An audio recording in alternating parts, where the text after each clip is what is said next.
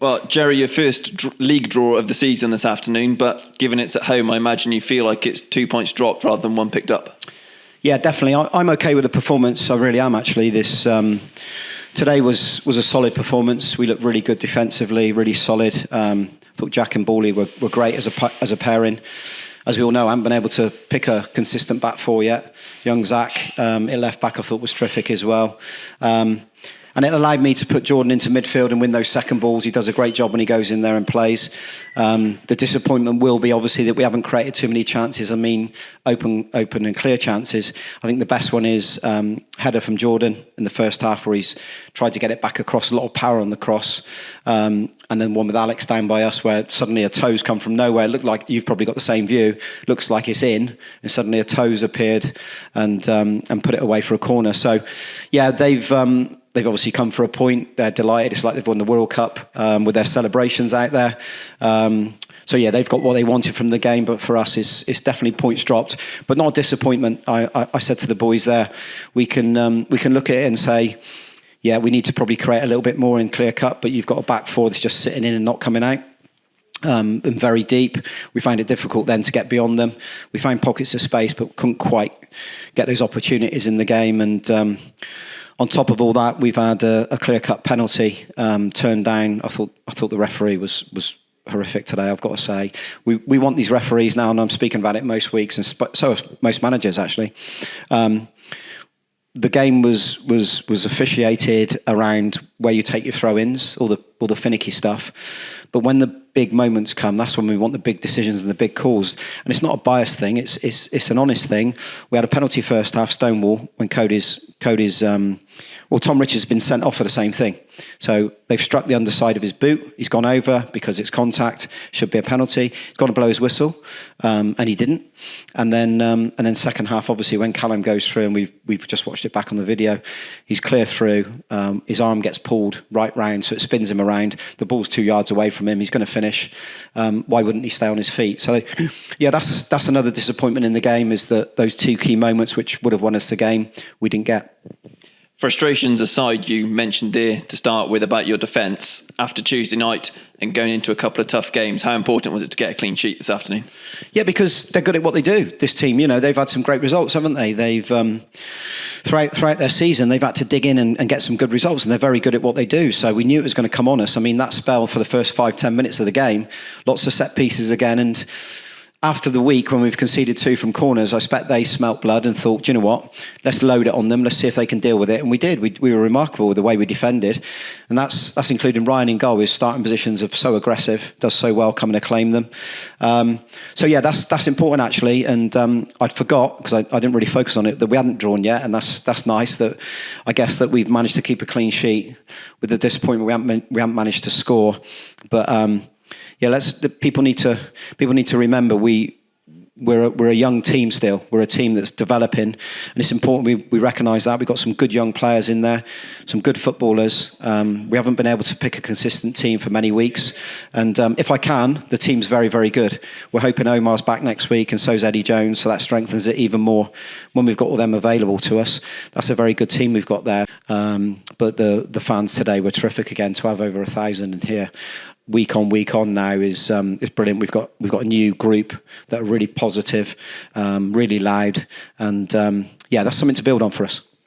Touched there on the new group, obviously Callum Rowe making his second start, Ben Seymour his third start. Do you feel like part of that, those players embedding in the squad, is maybe why that creativity was lacking a little bit this afternoon as they get used to their new teammates? Yeah, I think so, with the patterns as well, and we've changed the shape as well, Michael. So, you know, we've been playing with a little bit of width with Elliot. I felt as if Elliot needed a little bit of a breather, that was all. He came on and made a difference when he went on as well. Alex and Ben have got really good energy, but we asked them to play in some pockets, almost like 2-10s. But we want some movements beyond. We had that at times as well. Didn't quite get Joe out enough down the right-hand side from full-back, especially second half. Want him to be a bit higher. But he's defended really, really well again today. He's got himself up a little bit, but we've seen him marauding a little bit more than that, especially going down the slope.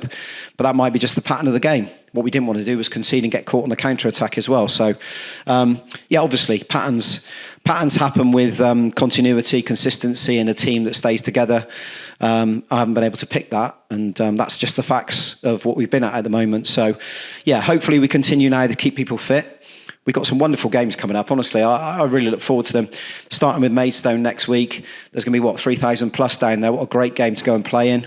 We need to be solid. We need to be resolute. We need to make sure our set pieces are right for and against. And really good friend of mine, Hakan, is manager. He's done a fantastic job down there. We have to remember they're full-time. They get to work every day. So that's great for him.